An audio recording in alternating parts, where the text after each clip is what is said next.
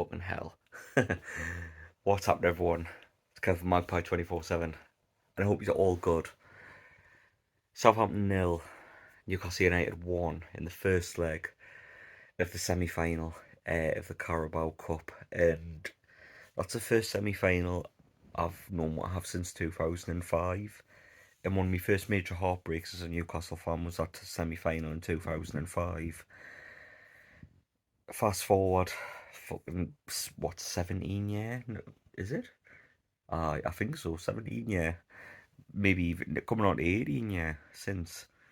And yeah, I mean, been through a lot of downs with Newcastle United over that time, the entire Ashley era and everything else in between, two relegations, six derby defeats on the bounce. And after all that, like, the stress of a semi-final is mental.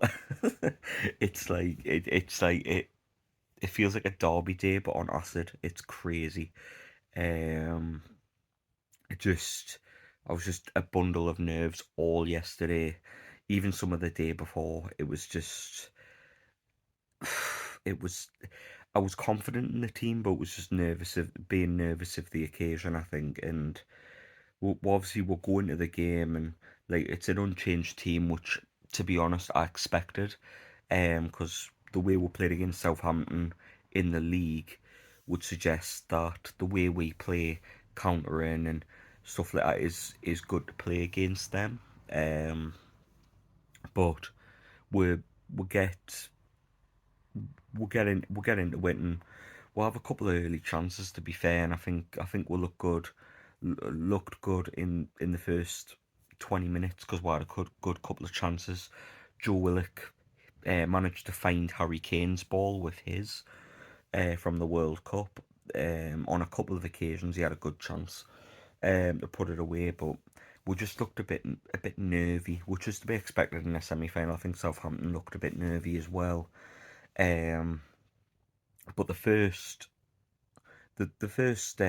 big part of the game was obviously the handball of Joe Linton in the first half. I mean, it hits his fucking hip.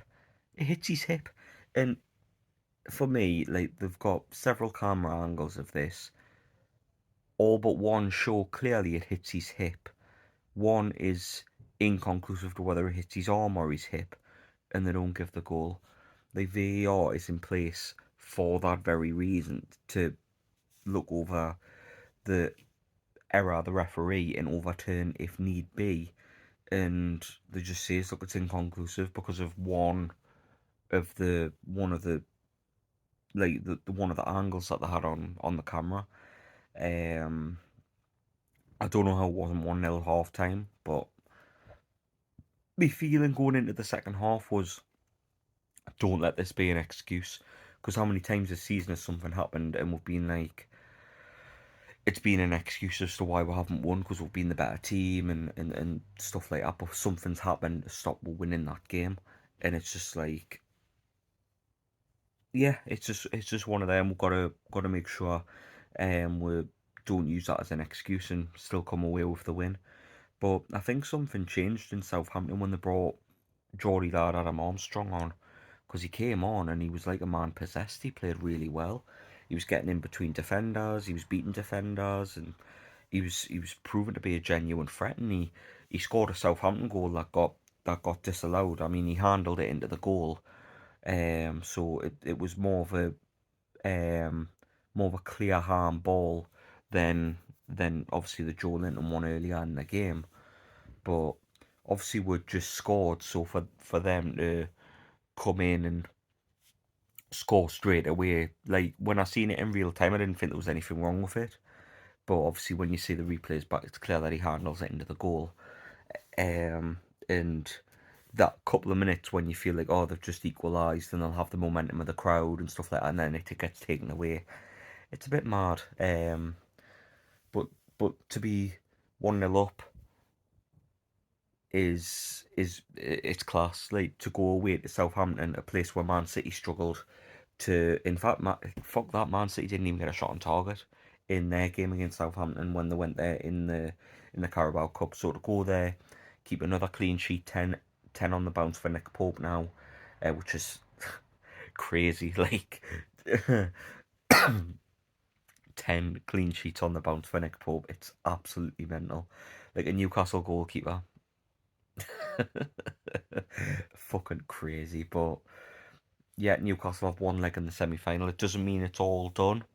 We'll have to obviously come up here next Tuesday and get behind the team. And I think the first goal next week will be huge, because if it's us, Southampton will have to come out and we'll have to try and force the issue. Whereas if they get the first goal, they'll be happy to sit back and get the penalties.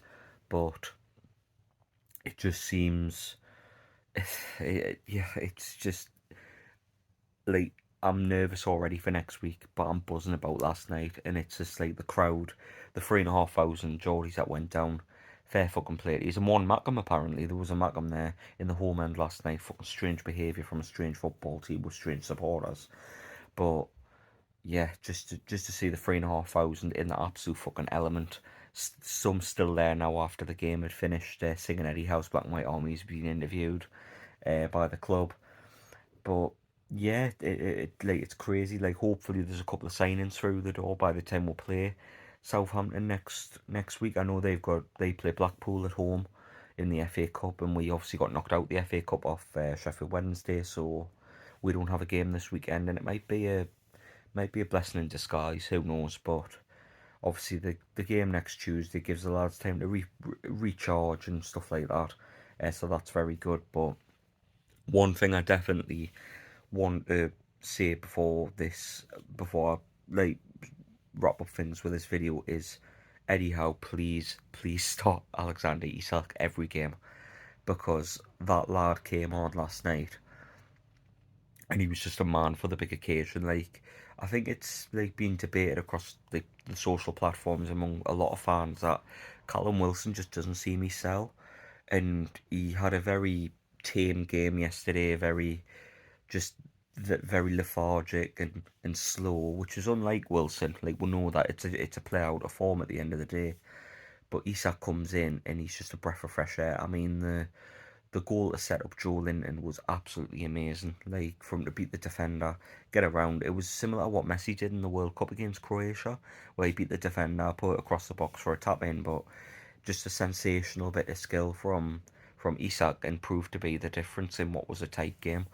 So for me, Isak has to start. I think Maxi came on and was really effective as well, and it's nice and different because, like, with Miggy, Wilson, and Joe Linton / Willock being the front three, we've scored one in the last 4.5. Like, I think we just need that bit of a change up, so the opposition on a tactical perspective can be like on their toes a bit, because I think they've sussed if you stop Almiron, you seem to stop our attack. So yeah, I think just to change things up, we'll get Isak and Maxi in from the start. But yeah, fucking absolutely buzzing with the result.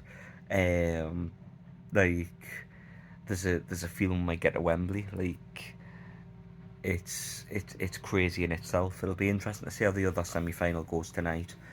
And yeah, hopefully this isn't the last you see from me this week. Hopefully there's a signing or two coming through the door.